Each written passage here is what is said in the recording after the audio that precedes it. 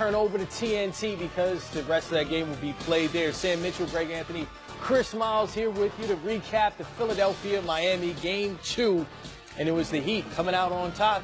GA, you said this would be the case, that Miami would turn it around. Well, listen, anytime you get blown out in a game, in a series that is pretty evenly matched, absent having Joel Embiid, you had to feel like Miami was in a position where they were going to up the ante, the physicality, their attention to detail defensively.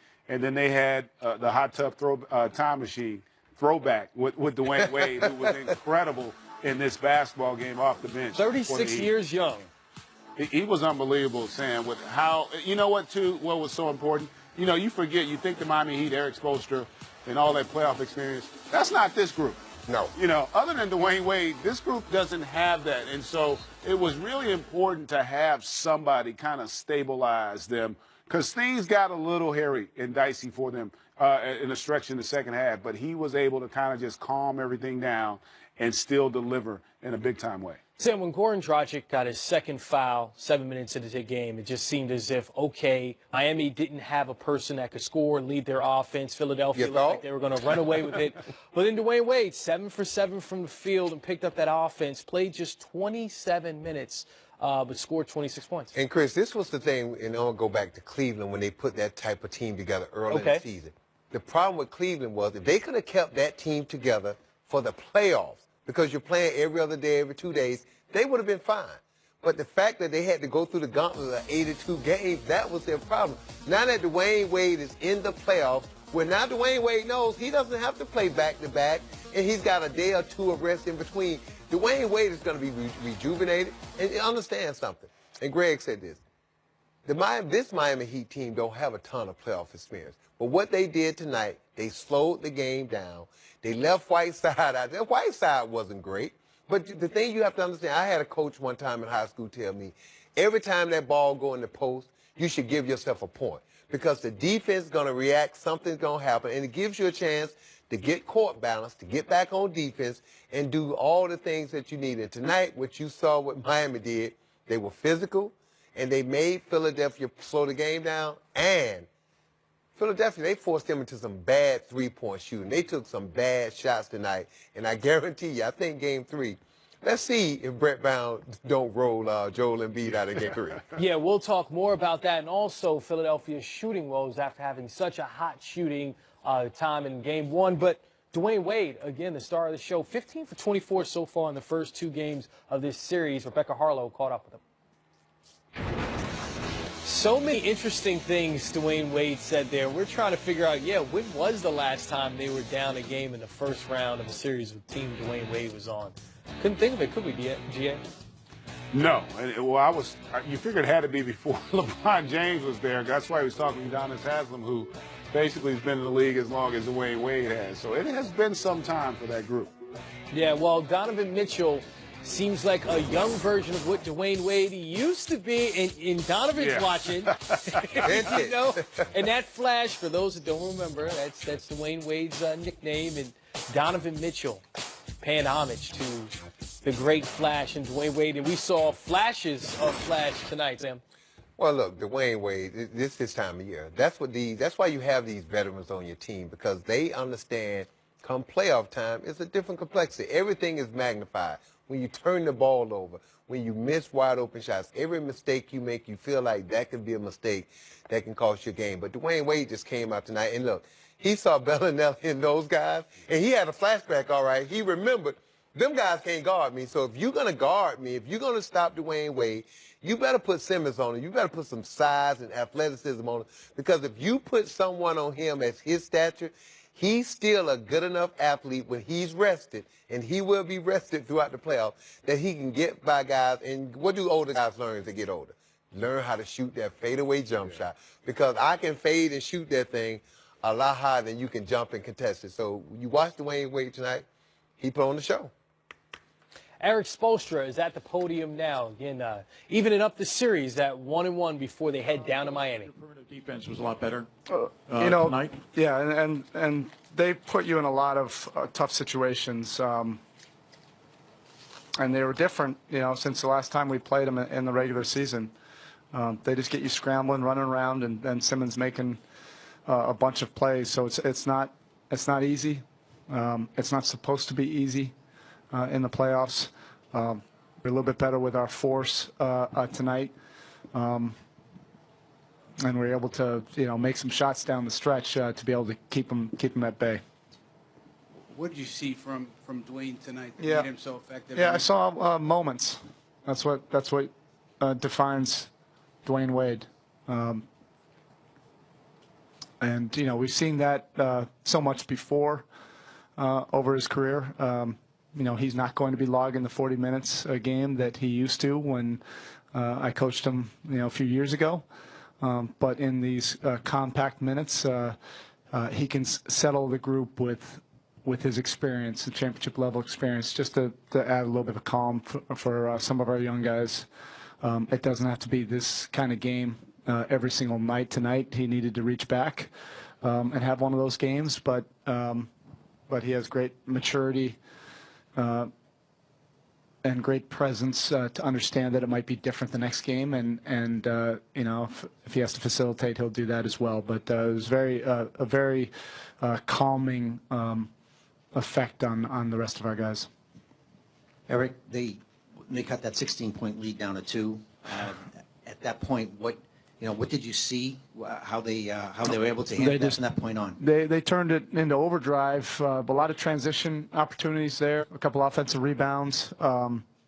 Particularly when we got up, we still had an 11-point lead. Then we gave an offensive rebound, the open 3 to Sarge, and then Simmons really started to push, and we gambled a couple times, and boom, the lead just disappeared like that. But we showed some resilience to be able to execute. We had to get some coherent offense at that point, and we did. Goran and Dwayne were making plays on high pick and rolls, and again, if you have guys like that, at least you can get something in your wheelhouse, and that's what we did. And JJ scored a couple big ones down the stretch. Eric, it's probably an obvious question, but does this just change the entire mindset of this team now? No, come on. If you watched any of our games this year with Philly, they're just crazy games, so competitive. There's a couple of games where both teams gave up big leads. So even during the course of the second half, we know how big of a third quarter team they are, and we've paid the price for that in one of our games up here early in the season. They don't stop coming. So all we did was get one game. We have to get back to Miami and rest for a day, and then start to gear up again. This is a very competitive series. Coach, you've been around Dwayne for so long. How much longer can he give you and the NBA performances like this? I don't know. I'm enjoying just every minute of this. We've been through every stage of our pro careers together. I don't know how long this will last. That's why I want to enjoy it now. I want to make the most of these moments. It's fun having him back, part of the family, and it just feels normal. And again, it's not the same role. It's not 2009 Dwayne. It felt like he played 40 minutes tonight. He only played 25, and it probably would have been less if we didn't give up that lead. But he was. I always say it's like that country song. Not as good as I once was, but I'm as good once as I ever was. Coach, I know you pay attention to the numbers when certain guys are on the floor, and in general, the numbers with him on the floor haven't been great this year. But is it just a matter of, hey, let's see what he can do, and then everyone... You're talking about Dwayne? Dwayne, He's different. You put him in a Miami Heat uniform. I don't care what his numbers were anywhere else or all year long or at different times. He was for these moments.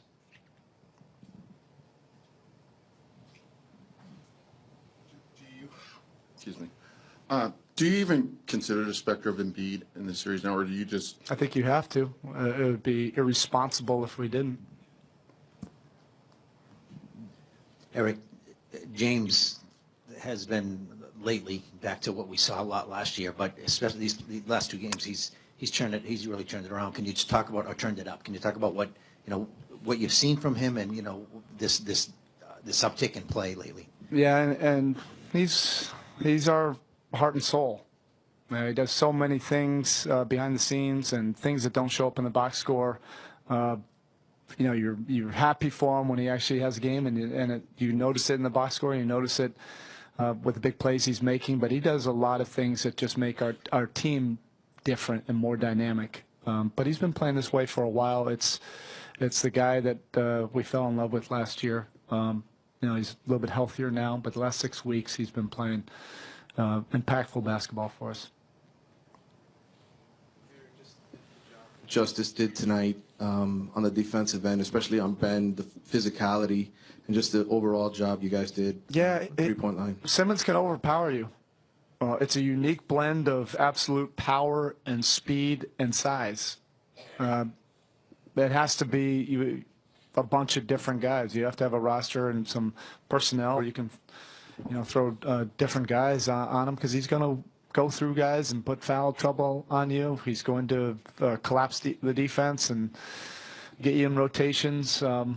It's hard to imagine he's 20 years old. But Justice is a competitor. He was probably the one positive from game one, how he put his competitive will on that game, and he carried it over to the first half. And just as a quick follow-up, if I could, the job that Richardson did tonight, especially getting to the rim after what kind of happened in game one. Yeah, it's not necessarily about the scoring. He's kind of an all-around player. He doesn't get a lot of play calls for him, so sometimes it just depends on the flow and whether the ball is going his way or not. That's a tough position to be in, when we ask him to defend all the team's other, top scorers, and then just kind of space the floor and create some second opportunities for us. Sometimes you can get out of rhythm doing that. So I wasn't really overreacting to game one. I just wanted him to, put his fingerprints on the game, and it didn't have to necessarily be in the box score. But he was more assertive tonight on both ends, and that's the Jay Rich that we like and we need. Hassan only played 15 minutes tonight, but he was a little more engaged. Great minutes, tonight. No doubt. His activity level was superb. Without those 15 minutes, it might have been totally different. Those were much needed. He got in, that fourth foul. I had every intention to put him back in the fourth. We just didn't get around to it when they made their run, and they went even smaller. But we can definitely build on that. Okay, thank you. So many keys there, but the last thing he said about Hassan Whiteside, sometimes we get caught up in the box score, and if we look, we'll be like, okay, 15 minutes, not a lot of production offensively, but you heard Coach Spo just say an important, impactful 15 minutes, especially defensively. Yeah, the thing about the playoffs is every series takes on a personality of its own, and a lot of times matchups, unless you are a true superstar, matchups oftentimes are going to dictate who has the biggest impact. And this is a series with Embiid not being out there. It's going to be harder for Whiteside to put his fingerprints on it. And they recognize that. They're fortunate enough to have a guy like Olynyk who can come in and matches up better with Ilyasova. So, that's something he's got to understand, because that could all change if Embiid plays in Game 3. Well, you heard Spoelstra saying he's going to prepare for Embiid to play in Game 3. Let's see if Brett Brown alludes to Embiid playing. No, it had to do with what I just said. I thought the physicality of the game, we give them credit, was elite. Those guys were really sort of bending us backwards, and I decided to go with TJ for that reason. Brett, what would you pinpoint as the changes from game one to game two, what you guys did and also what you saw coming from the Heat?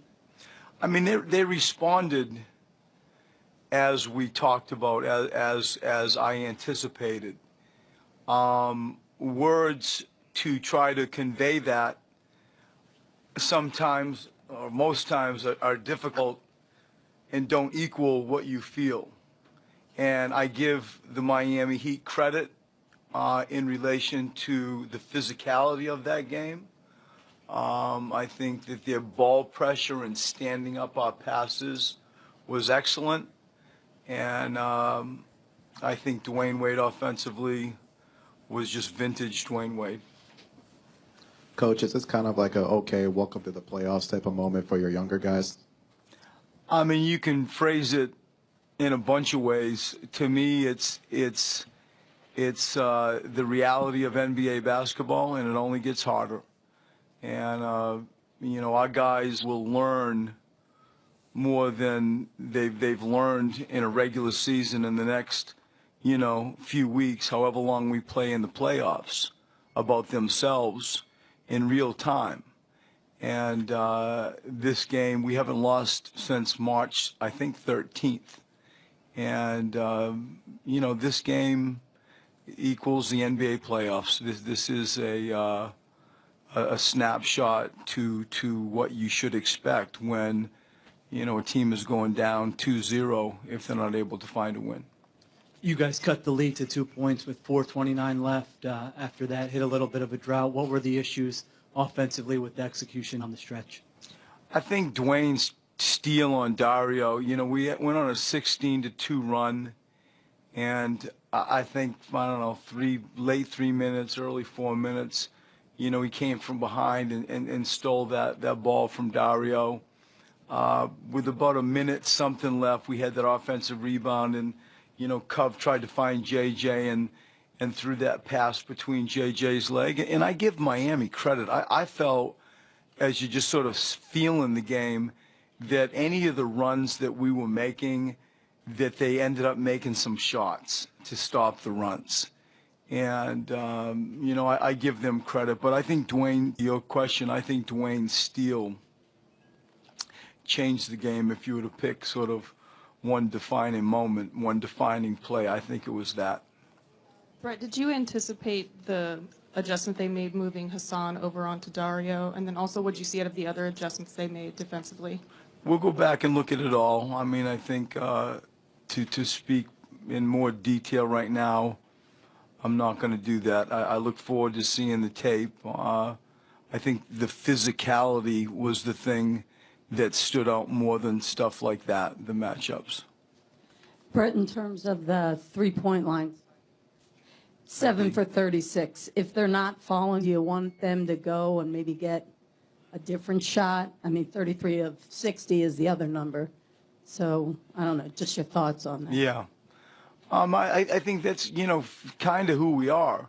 And, you know, some of our guys had a rough night. I'll go back and see the ones that we think were contested, but to, like, pivot out of it and just sort of point at that number, I'm not right now prepared to do that. You know, it's been sort of who we are lately, and without Joel, it's really, I think, I don't know, I hope it's smart, like to cater what you're doing to the team's strengths. And so when you see that number, and then the other night we broke a franchise record, and it's you sort of give and take with that. I think what it does do for me, though, D, is it highlights the need to when you're seeking to become a whole team, you need Joel Embiid.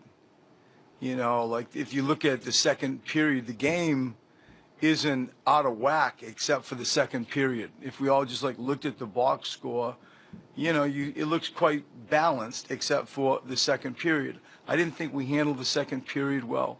You know, they sped up Ben. We learned, you know, we saw a different look on Ben Simmons tonight.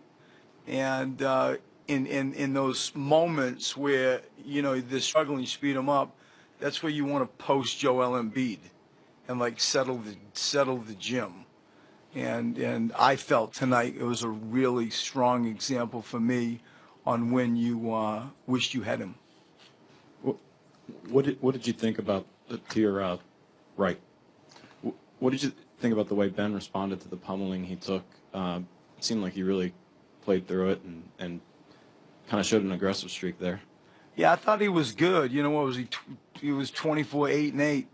You know, with only 2 turnovers.